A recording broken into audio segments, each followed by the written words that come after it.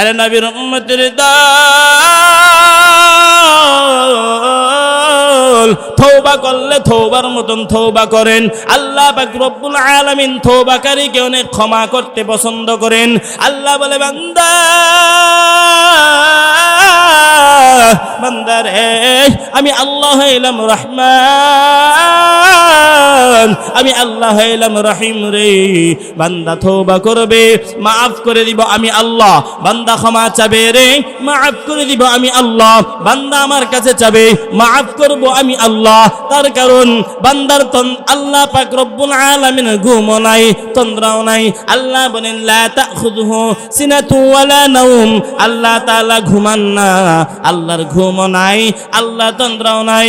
ওরে যুবক,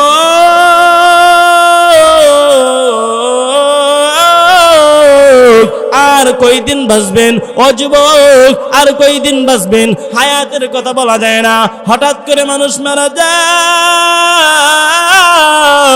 সময়টা অল্প।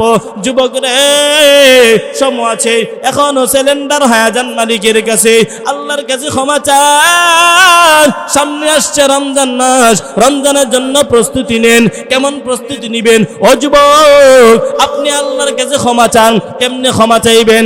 2 রাকাত নামাজ পড়েন, এক্সট্রা নামাজ পয়লা রাত্রিবেলা সেজদার মধ্যে আল্লাহর কাছে কান্দেন আর মালিকের কাছে ক্ষমা চান। কেমনে কানবেন? ও যুবক, জিন্দেগিতে কত গুনাহ করলাম রে, আমার গুনার খবর যদি আমার আব্বা আম্মা জানতো রে, আমার আব্বা আমাকে কখনো ছেলে বলে স্বীকার করতো না। আমার গুনার কথা যদি আমার আম্মা জানতো, আমার আম্মা কোনোদিন আমাকে ছেলে হিসেবে সেবা স্বীকার করতো না। আমার গুনার খবর আমার স্ত্রী যদি কখনো জানতো রে, আমার স্ত্রী স্বামী হিসাবে আমাকে গ্রহণ করতো না। আমার গুনার কথা আমার সন্তান জানলে, আমার সন্তান কোনোদিন আমাকে আব্বা বলে স্বীকার করতো না। ও যুবক, আমার রব এমন রব,